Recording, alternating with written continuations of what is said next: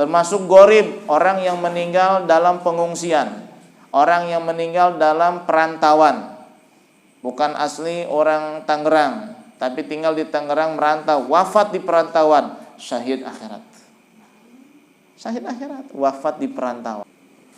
Termasuk orang yang syahid akhirat adalah wal mayyitu isqan, orang yang meninggal karena rindu, meninggal karena cinta. Ya, dia punya cinta sama seseorang, lalu kekasihnya menikah dengan orang lain, terbakar kalbunya, terbakar hatinya, sampai badannya kurus, meninggal dunia. Ini syahid akhirat juga.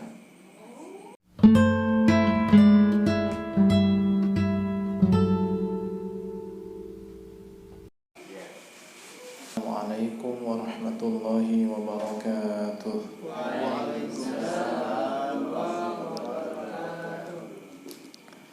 Alhamdulillah wassalatu wassalamu ala rasulillah sayyidina Muhammad bin Abdullah wa ala alihi wa sahbihi wa mawala, amma ba'du. Nawaitu ta'aluma wa ta'lim wa tadhakura wa tadhkir wa naf'a wal intifa' wal ifadata wal istifadah wal hasa ala tamasuki bi kitabillah wa sunnati rasulillah sallallahu alaihi wasallam wa du'a ila al-huda wa dalalata ala al-khair ibtigha'a wajhillah wa mardatihi wa thawabihi wa qurbihi subhanahu wa ta'ala wa ma nawa bihi masyayikhuna wa ma'alim Allah subhanahu wa ta'ala min salihin niyat. Asalullah subhanahu wa ta'ala an yaj'alana wa iyyakum minal ulama'il 'amilin al-faizina bi'ilmil yaqin wa 'ainil yaqin wa haqqil yaqin ma'al lutfi wal 'afiyah. Allahumma inna nas'aluka 'ilman nafi'an wa rizqan wasi'an halalan katsiran thayyiban mubarakan wa 'amalan mutaqabbalan wa amalan shalihan wa umran tawilan wa badanan sahihan wa shifaa'an min kulli da'in wa saqamin bi rahmatika ya arhamar rahimin. Allahumma inna nas'aluka al-'ilma laduni wal mashraba as-safi al-haniya wa hamiya ghani. Allahumma inna na'udzu bika min 'ilmin la yanfa' wa min qalbin la yakhsha wa min nafsin la tashba' wa min 'ainin la tadma' wa min da'watin la yustajabu laha. Subhanaka la ilma lana illa ma 'allamtana innaka antal 'alimul hakim wa tub 'alaina innaka antat tawwabur rahim. Allahumma rzuqna fahman nabiyyin wa hifdzal mursalin wa sur'ata ilhamin muqarrabin. Shalli wa sallim ala sayyidina Muhammadin wa ala jami'il anbiya'i wal mursalin walhamdulillahi rabbil alamin. Hadirin wal hadirat rahimakumullah. Alhamdulillah, dengan izin Allah subhanahu wa ta'ala pada malam ini kita bisa menghadiri kajian rutin fikih dan tauhid di Majelis Balai RT 8, yaitu Majelis As-Safa. Mudah-mudahan kita semua sesuai dengan namanya As-Safa, kebersihan, kejernihan. Allah berikan kesucian kalbu kepada kita semua. Allah berikan kepada kita kesucian dunia dan akhirat, sehingga kita mendapatkan rahmat dan keselamatan serta berkah dunia dan akhirat. Amin ya rabbal alamin. Yang sama-sama kita muliakan para tokoh sekalian, bil khusus Al-Mukarram Bapak Ustadz Mas'ud, Bapak Ketua RT yang berhalangan hadir, Ibu dan Bapak sekalian semuanya hadir pada malam hari ini. Mudah-mudahan semuanya selalu diberikan kesehatan, diberikan panjang umur. Yang kurang sehat Allah angkat penyakitnya, yang lagi ada masalah Allah subhanahu wa ta'ala berikan kelancaran dalam segala urusan dan masalahnya. Amin ya rabbal alamin. Ibu dan Bapak yang berbahagia, untuk malam ini kita akan mengkaji satu kitab saja, yaitu kitab fikih, karena jam 9 saya harus sudah datang. Di rumah ada tamu, jadi mohon maaf untuk malam ini kita kaji satu kitab saja. Bismillahirrahmanirrahim. Ila hadratin Nabi Mustafa Muhammad sallallahu alaihi wasallam, khususan ila hadratin sahibil kitab At-Taqriratus Sadidah Al-Habib Hasan bin Ahmad bin Muhammad Al-Kaf وإلى حضرة سيدنا بن زيد بن إبراهيم بن سميد وشيخي ومربيه الحبيب عمر بن محمد بن سالم بن حفيظ ابن شيخ أبي بكر بن سالم وجميع مشايخي خصوصا إلى حضرة شيخي أبو يعقوب ربي بن كياج محمد عثمان وجميع مشايخي ومشايخي قدس الله سره ونور ضريحهم وعاد علينا من بركاتهم وأمطر علينا غيث كرامتهم شيء لله لهم الفاتحة أعوذ بالله من الشيطان الرجيم بسم الله الرحمن الرحيم الحمد لله رب العالمين الرحمن الرحيم مالك يوم الدين إياك نعبد وإياك نستعين اهدنا الصراط المستقيم صراط الذين أنعمت عليهم غير المغضوب عليهم ولا الضالين.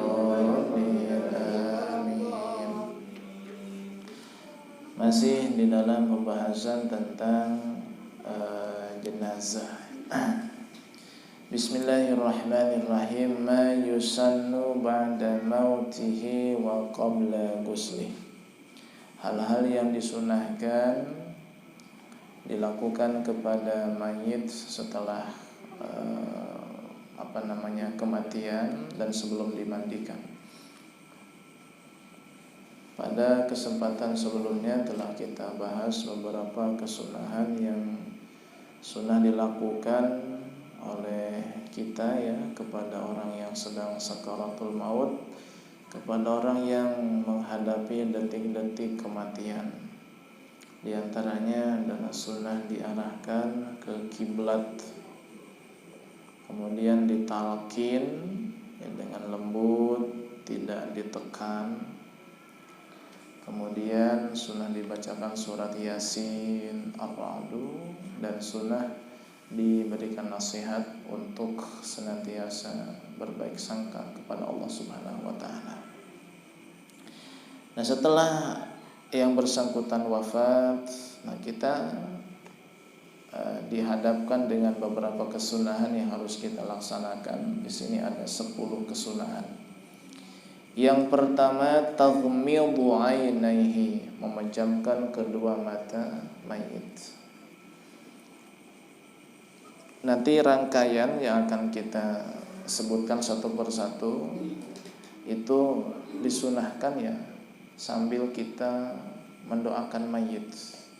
Cukup dengan membaca Allahumma ighfirlahu warhamhu wa'afihi wa'fu anhu. Dari mulai memejamkan mata terus ya nanti kita sebutkan satu persatu gitu. Jadi ketika memejamkan mata si mayit pun ya kita baca doa Allahumma ighfirlahu warhamhu wa'afihi wa'fu anhu. Sebab biasanya yang meninggal itu matanya melotot. Disebabkan ketika ruh ini keluar dicabut melalui ubun-ubun, ini mata melihat mengikuti ya, ruh ini diambil oleh malak Israel melihat. Makanya tatapannya itu ke atas kosong. Kebanyakan yang meninggal matanya melotot. Makanya kita sunnah menutupkan matanya sambil membaca doa Allahumma ighfirlahu warhamhu wa'afihi wa'fu anhu. Yang kedua, syaddu lahyaihi bi'isabatin aridatin yarbituha fawqa ra'sihi. Mengikat kedua rahangnya. Rahangnya sunnah diikat menggunakan tali yang agak lebar. Diikatkan ke atas kepala ya. Diikatkan ke atas kepala. Begini. Diikat begitu. Hikmahnya apa? Hikmahnya satu ya, supaya mulutnya tidak kemasukan binatang-binatang kecil. Yang kedua, supaya wajahnya tidak terlihat seram.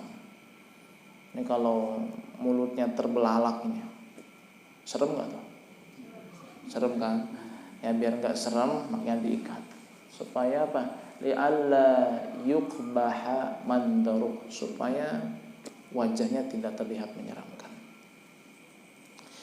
Ini sunnah-sunnah yang seyogianya setiap muslim tahu ya. Jadi jangan sampai ustadz atau penghulu datang mayit belum diapa-apain, kasihan ya. Jadi kita harus tahu Nah, ini langkah-langkah awal yang harus kita lakukan. Yang kedua, talyinu mafasilihi walau biduhnin inihtija ilaihi. Melemaskan sendi-sendi mayit. Jika harus menggunakan minyak boleh, atau pakai air hangat juga boleh. Ya, setelah matanya dipejamkan, rahangnya diikat, sendi-sendinya mayit sunnah dilemaskan. Bagaimana caranya?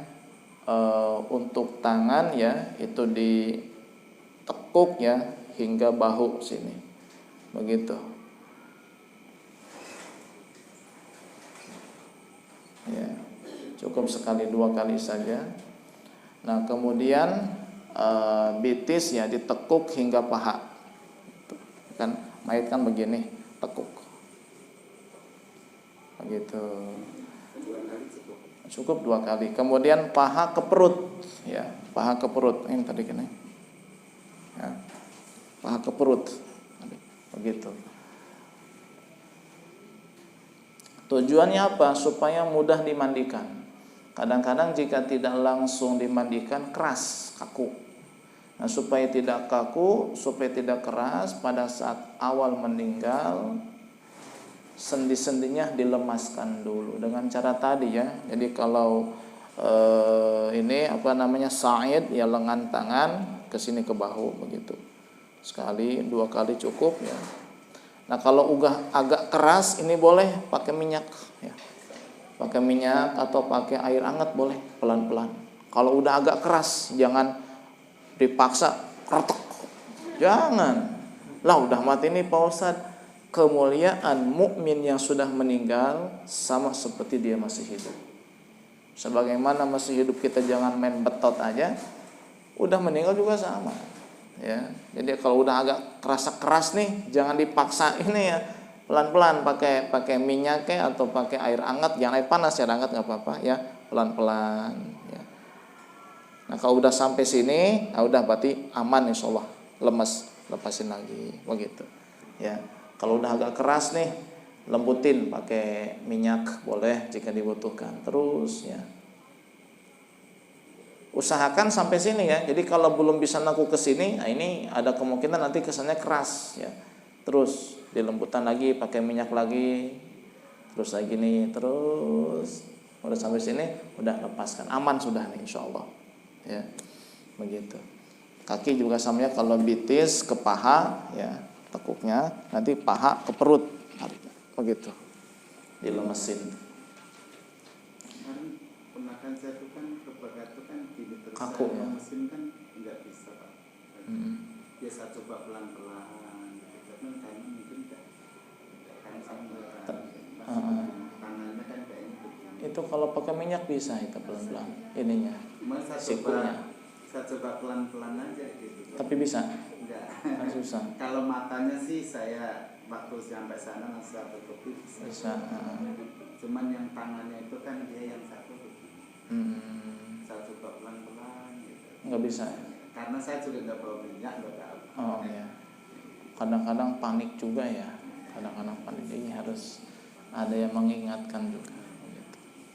Pakai minyak boleh, pakai minyak.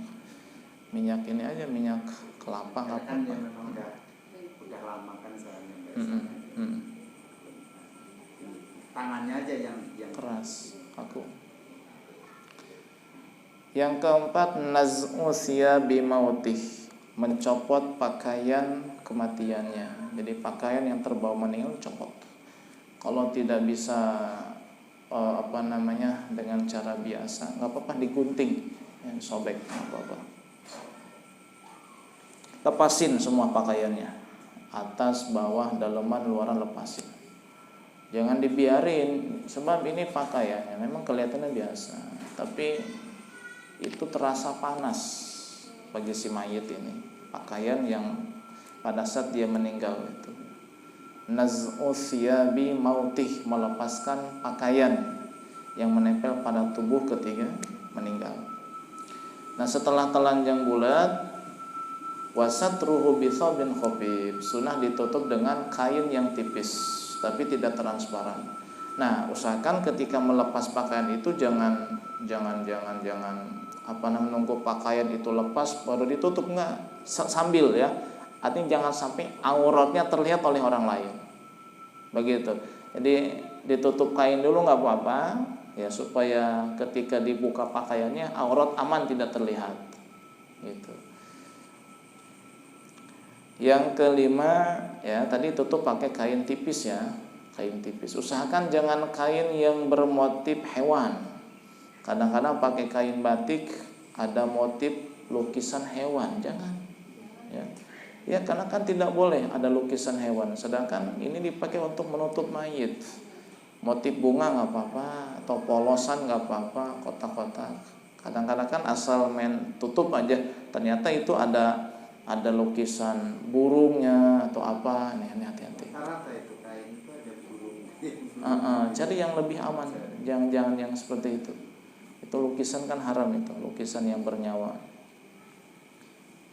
Baik. Yang kelima, wad'uhu ala saririn, diletakkan di atas ranjang kalau ada ya, atau di atas tikar nggak apa-apa. Lebih utama lebih tinggi ya daripada posisi yang lain.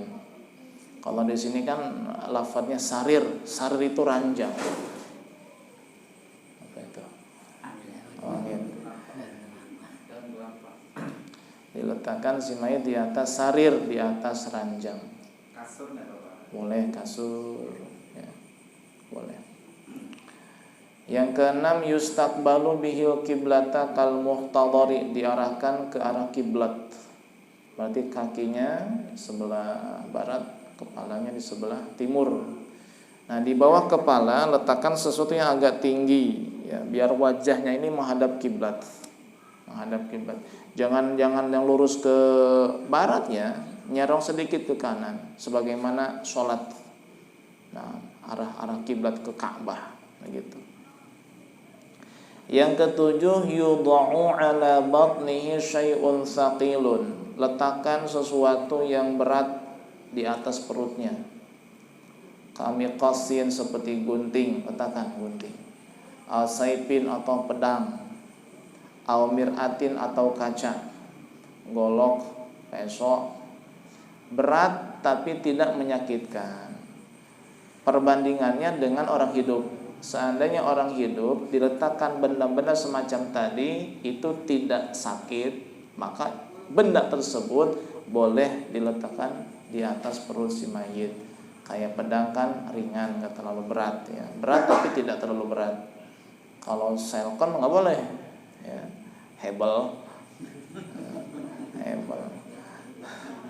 Hebel ditaruh di perut si mayit, jangan. Wong hidup aja kan berat, apalagi sama si mayit. Hikmahnya apa? Hikmahnya khaufan min intifakhi batnih, khawatir perutnya kembung, kemasukan angin. Ya. Jadi meskipun dia tidak bernapas, kan angin bisa masuk lewat lubang sela-sela. Khawatir perutnya membesar. Ya, sebelum waktunya. Itu. Yang ke-8, ad-du'a lil mayyiti ma'afi lidzalika kulli, mendoakan mayit disertai melakukan hal-hal yang telah disebutkan tadi.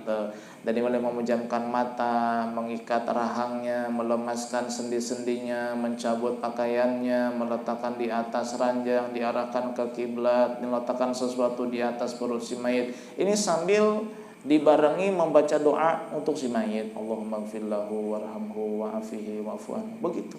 Terus diulang-ulang ya.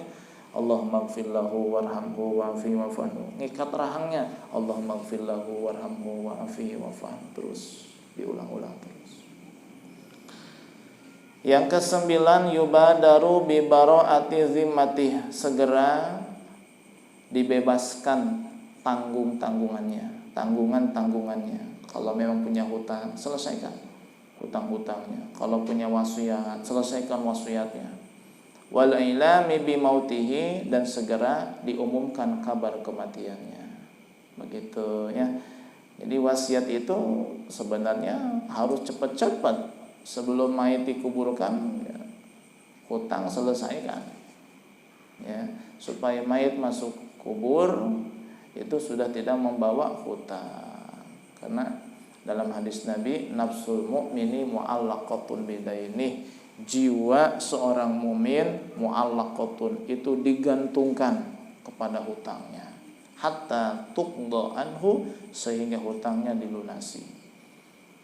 Apa makna jiwa seorang mukmin digantungkan kepada hutangnya? Kata para ulama, seandainya mukmin ini orang soleh, lalu dia punya hutang, meninggal belum dilunasi, maka si mukmin ini belum bisa merasakan pahala amal ibadahnya.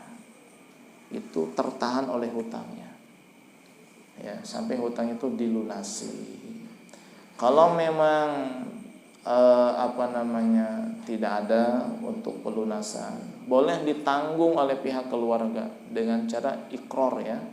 Jadi pihak keluarga, salah satu atau beberapa orang, iqrar di hadapan jamaah bahwa hutang mayit kami yang menanggung. Nah, berarti si mayit sudah tidak punya hutang karena sudah diiqrar oleh keluarganya, kami yang menanggung hutang mayit. Jadi mayit ketika dimasukkan ke dalam kubur, dia sudah bebas dari hutang piutang. Ini penting, ya, kasihan begitu. Apalagi kalau si mayitnya punya uang lebih, ya, ini sebaiknya dipercepat pelunasan hutang itu. Yang ke-10, al-mubadaratu bitajhizi, segera diurus jenazahnya. Nah, kalau yang meninggalnya seorang ulama, sunnah wajahnya dicium, ya. Kalau kita mentakziah, melayat seorang ulama yang wafat, sunnah kita mencium wajahnya. Jika si mayit ini bukan orang alim, bukan ulama, maka yang sunnah mencium wajahnya hanya keluarga dan teman-temannya saja. Kadang-kadang kan suka menciumnya wajah si mayit. Nah, ini awas, kalau si mayit yang ulama, siapa saja boleh mencium. Nah, kalau bukan ulama, yang sunnah mencium wajah si mayit hanyalah siapa? Keluarga dan temannya. Selain daripada keluarga dan sahabat, hukumnya khilaful aula, mendekati makruh, nggak usah berarti. Nah, kalau ulama nggak apa-apa, kayak kemarin almarhum Kiai Haji Jundan, itu banyak yang mencium wajahnya. Abu Yabuci juga sama. Memang sunnah mencium wajah mayit jika dia seorang alim, seorang ulama. Bagaimana hukum mengurus mayit dari mulai memandikan sampai menguburkan? Hukumnya adalah fardu kifayah. Jika ada sebagian yang sudah mengerjakan, maka yang tidak mengerjakan tidak berdosa. Fardu kifayah kepada siapa? Ala man alima bihi minal muslimin al mukallafin.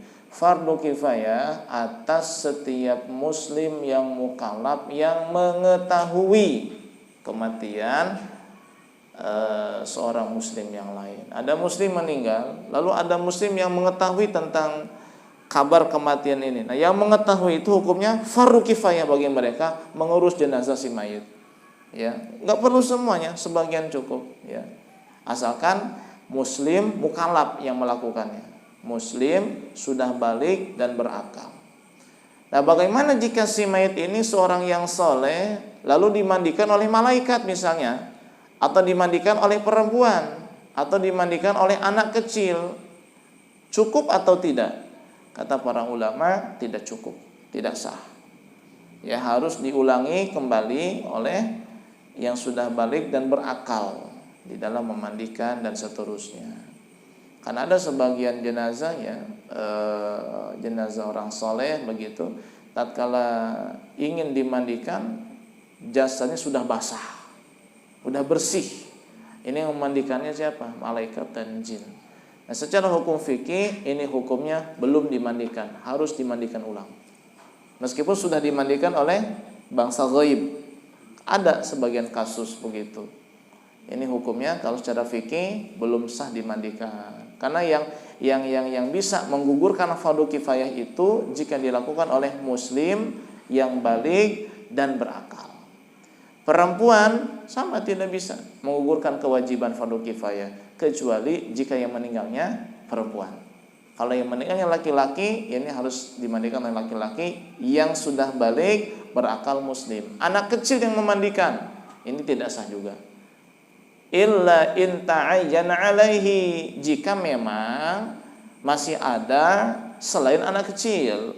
Kalau yang ada hanya anak kecil lalu dimandikan oleh anak kecil, hukumnya sah. Nah, jadi kalau dimandikan oleh malaikat, dimandikan oleh jin, dimandikan oleh perempuan, jika mayitnya ini laki-laki ya, atau dimandikan oleh anak kecil, hukumnya tidak sah meskipun sudah bersih dimandikannya. Karena yang bisa menggugurkan fardu kifayah adalah jika dilakukan oleh muslim, laki-laki, baligh, berakal. Kecuali kalau mayitnya perempuan, maka perempuan lagi yang memandikan. Tapi muslim, baligh, berakal. Begitu. Bagaimana jika yang memandikannya bukan muslim? Ya, dia meninggal di rumah sakit, yang bekerja sebagai pengurus jenazahnya non muslim. Ini tidak sah. Harus muslim yang memandikannya. Tidak boleh kalau bukan muslim. Tapi saya kira standar di rumah sakit manapun, insya Allah yang pengurus jenazah muslim, yang muslim lagi yang memandikan. Begitu. Bagaimana kalau jin yang memandikan? Ini khilaf para ulama. Al-Imam Romli mengatakan sah, Imam Ibnu Hajar mengatakan tidak sah. Ya, kata Imam Romli boleh jika ada jin yang sudah memandikan. Kata Ibnu Hajar tidak boleh, tidak sah. Harus diulang kembali memandikannya. Mayit yang seperti apa yang wajib dimandikan, yang wajib ditajhiz, diurus jenazahnya? Dhabitul mayyitil ladzi yajibu tajhizu, mayit yang wajib diurus jenazahnya secara lengkap, dari mandikan, kafani, sholat sampai dikuburkan, adalah setiap muslim yang bukan syahid dan bukan keguguran. Bagaimana kalau syahid? Nah, perinciannya ada, kita sebutkan. Hukum mengurus jenazah seorang yang mati syahid. Nah, sebelum kita beranjak jauh menceritakan bagaimana hukum mengurus jenazah seorang yang mati syahid, kita harus tahu dulu bahwa yang namanya syahid itu ada 3 jenisnya. Yang pertama syahid dunia dan akhirat. Syahid dunia dan akhirat. Siapakah yang dimaksud syahid dunia dan akhirat? Huwa man qutila fi ma'rakatil kufari wa kanat niyatuhu i'la'a kalimatillah. Syahid dunia dan akhirat adalah orang yang terbunuh di dalam peperangan melawan orang kafir dan niatnya semata-mata membela kalimat Allah, membela agama Allah, niatnya hanya karena Allah. Terbunuh di medan perang, perang melawan kafir, niatnya karena Allah. Ini namanya syahid dunia dan akhirat. Dinamakan syahid dunia karena dia mendapatkan hukum syahid di dunia. Begitu juga mendapatkan hukum syahid di akhirat. Hukum syahid di dunia berarti tidak boleh dimandikan, tidak boleh disolati, cukup dikafan dan dikubur. Syahid di akhirat berarti bebas dari siksa api neraka, bebas dari pertanyaan dan seterusnya, langsung ke surga. Maka sebut syahid dunia dan akhirat. Di dunia mendapat hukum syahid sehingga tidak boleh dimandikan, haram, tidak boleh disolati, cukup dikafan dan dikubur. Syahid akhirat berarti di akhirat dia mendapat hukum syahid. Berarti apa? Mendapat ampunan Allah, tidak dihisab, tidak disiksa, masuk ke dalam surga. Apa alasan tidak boleh dimandikan seorang yang mati syahid? Karena syahid dunia dan akhirat. Li ibqa'i athari syahadati alaihi, supaya bukti kesyahidan tetap ada. Apa bukti kesyahidan? Darah yang mengalir. Kalau dimandikan darahnya hilang. Sedangkan darah tersebut, luka tersebut adalah bukti kesyahidan dia di dunia. Jadi ketika nanti dia dibangkitkan, darah yang mengalir itu akan wangi lebih daripada minyak kasturi.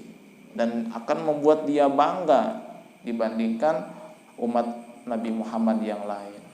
Ya, dengan darah yang mengalir semerbak seperti bahkan lebih daripada minyak misik di hari kiamat, ini akan membuat dia bangga spesial dibandingkan hamba-hamba Allah yang lain. Maka jangan dihilangkan, jangan dihilangkan.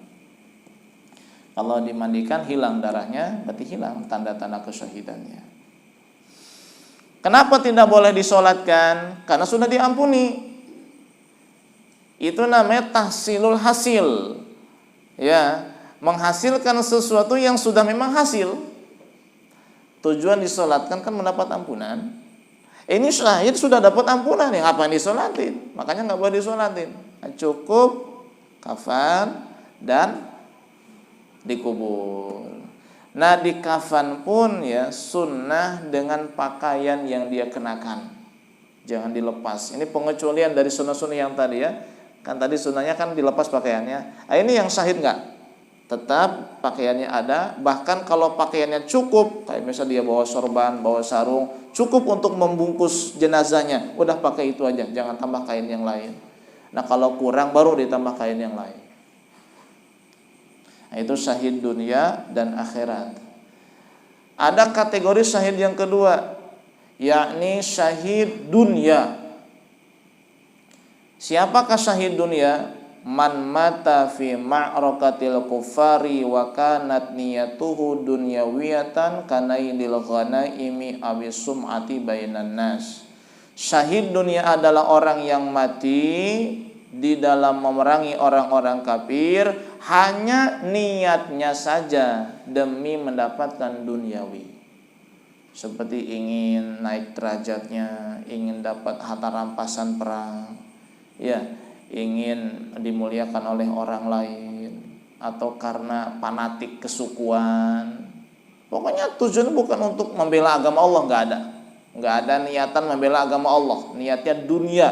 Entah itu ingin naik jabatan, ingin dapat jabatan, ingin dipuji, ingin disanjung, ingin dikatakan hebat, ingin disebut pahlawan, ingin dikatakan pejuang. Dia mati di medan perang melawan orang kafir, statusnya syahid, cuman syahid dunia. Kenapa dikatakan syahid dunia? Karena di dunia dia mendapat hukum syahid, berarti tidak boleh dimandikan, tidak boleh disolatkan, cukup dikafan dan dikubur, tapi tidak mendapat hukum syahid akhirat. Berarti di akhirat dia tidak mendapat ampunan, justru neraka sudah menantinya. Makanya enggak semua orang yang mati di jalan Allah itu fisabilillah. Enggak semua orang yang terbunuh di medan perang itu syahid mendapatkan pahala surga, tergantung niatnya. Makanya hati-hati dengan urusan niat, hati-hati dengan urusan niat. Ya. Jangankan perang ya, ngaji aja nih, ngaji. Kalau kita niatnya sudah salah, niatnya ingin meraih simpati orang lain, ya, niatnya adalah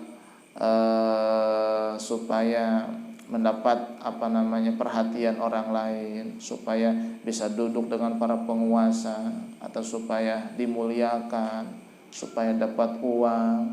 Nah, ini nuntut ilmu dengan niat semacam tadi, ini bukan surga, neraka yang Allah siapkan. Ya, neraka Allah siapkan. Nah, tapi jangan setelah itu malah, kalau gitu saya nggak mau ngaji lah, niat saya nggak lurus, ya, mending saya jadi orang bodoh aja lah, ya, lebih aman kayaknya. Kata siapa? Nabi ketika Isra Mi'raj diperlihatkan surga oleh Allah, diperlihatkan neraka, bahkan Nabi masuk neraka, lihat penghuni neraka. Kata Nabi, ra'aitu aktsara ahlihal fuqara. Aku melihat penghuni neraka terbanyak adalah orang-orang fakir. Kata sahabat, fakir aminal mal, fakir dari harta ya Rasul. Kata Rasulullah, bal minal ilmi, fakir ilmu. Siapa fakir ilmu? Bodoh.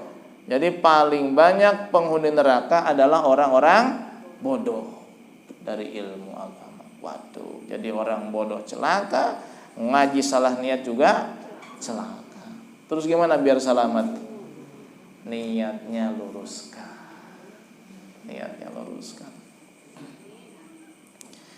Nah, Jadi kalau hukum syahid dunia ya tetap tidak boleh dimandikan, tidak boleh disolatkan, cuma nanti di akhiratnya tidak mendapat ampunan Allah Subhanahu wa taala, tidak mendapat derajat syuhada.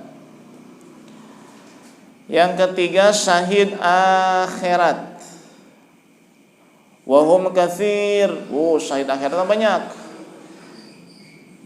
Dari namanya sudah kita ngerti ya. Syahid akhirat berarti di akhirat mendapat derajat syahid, mendapat ampunan, ya, dijauhkan dari siksa, begitu. Tapi di dunia tidak mendapat hukum syahid, tetap wajib dimandikan, wajib dikafan, sholat, wajib dikubur, tetap hukumnya kayak orang biasa. Namanya kan syahid akhirat, artinya di akhirat dia mendapat kedudukan syahid, begitu, mendapat ampunan, tidak ditanya, tidak dihisab. Ini jumlahnya banyak syahid akhirat. Dikatakan oleh para ulama 70 kurang lebih golongan syahid akhirat. Di antaranya kamang kutila dunamali, orang yang dibunuh karena membela hartanya. Ada yang mau ngambil hartanya, dia tahan, dia berantem, berkelahi, terbunuh demi membela hartanya, syahid akhirat. Au nafsi, atau dibunuh karena membela kehormatannya, membela dirinya, membela anaknya, istrinya, sama syahid akhirat. Au irdihi, atau terbunuh karena membela kehormatannya. Ya, seorang perempuan ingin diperkosa, dia melawan, akhirnya terbunuh, syahid akhirat. Karena terbunuh membela kehormatannya. Termasuk juga mabtun, orang yang wafat karena sakit perut. Wal ghariq, orang yang wafat karena tenggelam. Wal hariq, orang yang wafat karena terbakar. Ini juga sama, syahid akhirat. Dan masih banyak ya. Salah satunya juga orang yang wafat karena tertimpa reruntuhan, syahibul hadmi. Ini syahid akhirat, kayak saudara kita yang di Cianjur ya, itu kan banyak yang wafat karena tertimpa reruntuhan, tertimpa bangunan rumah, syahid akhirat. Termasuk gorib, orang yang meninggal dalam pengungsian, orang yang meninggal dalam perantauan, bukan asli orang Tangerang, tapi tinggal di Tangerang merantau, wafat di perantauan, syahid akhirat. Syahid akhirat, wafat di perantauan. Asalkan merantau benar ya. Yang namanya merantau berarti ada niatan pulang lagi ke kampung halamannya. Berarti dia bukan mustautin, baru mukim. Tidak termasuk golongan 40 orang yang sah mendirikan Jumat. Nah, begitu. Merantau di perantauan. Tapi dengan catatan semuanya muslim ya. Ya kita katakan muslim nih. Ya, kalau yang non muslim udah nggak ada bahasa lagi, sudah itu. Wafat dalam keadaan tidak beriman ya sudah. Nauzubillah, neraka selama-lamanya dalam keyakinan kita. Termasuk juga ya orang yang meninggal dalam perantauan itu namanya gharib ya. Jadi ada gharib, ada ghariq. Kalau ghariq meninggal karena tenggelam. Kalau gharib orang yang meninggal di perantauan, jauh dari keluarga, sanak ya, saudara. Termasuk orang yang maktul zulman, orang yang terbunuh karena teraniaya ya. Termasuk wal mayyit fi zamanit ta'un, orang yang meninggal di zaman wabah penyakit, zaman corona, zaman ta'un. Meskipun dia meninggal oleh sebab yang lain, ya. Di zaman pada saat ada wabah penyakit dia meninggal. Meskipun meninggal bukan oleh karena wabah itu, oleh hal yang lain. Itu jemaah syahid akhirat. Wa fi talabil ilmi walau ala firasyi, termasuk orang yang meninggal dalam keadaan menuntut ilmu, meskipun meninggal di atas kasur. Santri ya, sedang pesantren mondok, lalu dia sakit ya, tidak ikut ngaji, tidur di kamar, meninggal di atas kasur, tetap syahid akhirat karena dalam kondisi sedang menuntut ilmu. Makanya kita niatin menuntut ilmu sampai meninggal, meskipun ngajinya seminggu 2 kali atau seminggu sekali. Nanti pada saat kita wafat dalam keadaan sedang menuntut ilmu, meskipun meninggalnya di rumah atau di rumah sakit, bukan sedang mengaji. Karena dalam hati sudah niat menuntut ilmu sampai meninggal. Udah niatkan dalam hati. nawaitu thalabal ilmi ilal maut, saya niat menuntut ilmu sampai wafat. Udah selesai. Artinya selagi sehat, selagi sanggup, mampu, tetap ikut pengajian. Gitu. Kira-kira siap niat seperti itu? Iya, niat. Biar wafatnya wafat syahid dalam kondisi apapun, dimanapun wafatnya syahid, karena dalam kondisi sedang menuntut ilmu. Termasuk orang yang syahid akhirat adalah wal mayyitu isqan, orang yang meninggal karena rindu, meninggal karena cinta. Ya, dia punya cinta sama seseorang, lalu kekasihnya menikah dengan orang lain, terbakar kalbunya, terbakar hatinya, sampai badannya kurus, meninggal dunia. Ini syahid akhirat juga. Iya, namanya mayyit aishqan, orang yang meninggal karena cinta, karena kerinduan yang mendalam. Dengan catatan apa? Ia tidak mengutarakan isi hatinya kepada yang dia cintai. Termasuk cinta kepada perempuan ya. Misalnya seseorang cinta kepada, ini bukan hanya khusus cinta kepada Nabi atau cinta kepada sahabat atau cinta kepada ulama. Umum ini bahas cinta kepada siapapun, rindu kepada siapapun, bahkan termasuk kepada lawan jenisnya, kepada perempuan lain. Tapi dia tidak mengutarakan isi hatinya, dia pendam di dalam hati, terbakar sanubarinya, meninggal dalam keadaan rindu. Ini hukumnya apa? Syahid akhirat. Dengan catatan itu, dia tidak mengutarakan isi hatinya, apalagi sampai berbuat yang maksiat, enggak, dia pendam dalam hati. Ya. Mayyit aishqan. Ini sebutnya kalau lebih spesifik syahidul mahabbah, orang yang meninggal karena cinta. Seperti Abu Bakar Siddiq, cintanya kepada Nabi sallallahu alaihi wasallam. Beliau itu wafat karena terlalu rindu kepada Nabi. Sayyidina Abu Bakar Siddiq radhiyallahu anhu. Bahkan kalau ada orang mendekat kepada Abu Bakar, dia akan mencium bau daging yang terbakar. Dari mana sumber bau tersebut? Dari hatinya Abu Bakar yang terbakar oleh kerinduan kepada Nabi sallallahu alaihi wasallam. Maka Sayyidina Abu Bakar Siddiq dikatakan beliau syahidul mahabbah, orang yang mati syahid karena cinta. Termasuk syahid akhirat adalah mayyitatu talqan, perempuan yang meninggal karena melahirkan. Syahid akhirat. Subhanallah ya, banyak, jumlahnya 70. Tadi yang disebutkan hanya beberapa saja ya. Masih banyak yang lainnya. Nah, itulah tentang pembagian syahid ya. Jadi syahid pertama syahid dunia akhirat, yang kedua syahid dunia, yang ketiga syahid akhirat. Yang haram dimandikan, haram disolatkan, syahid dunia dan akhirat, serta syahid dunia. Yang tetap wajib dimandikan, kafan, sholat, kubur, adalah syahid akhirat. Gitu. Ada beberapa masalah tentang syahid ya. Syahid ma'rakah, syahid orang yang terbunuh di medan perang, syahid dunia akhirat atau syahid dunia. Ini kita bahas nanti dalam kajian berikutnya. Wallahu a'lam bishawab. Silakan, ada yang mau ditanya?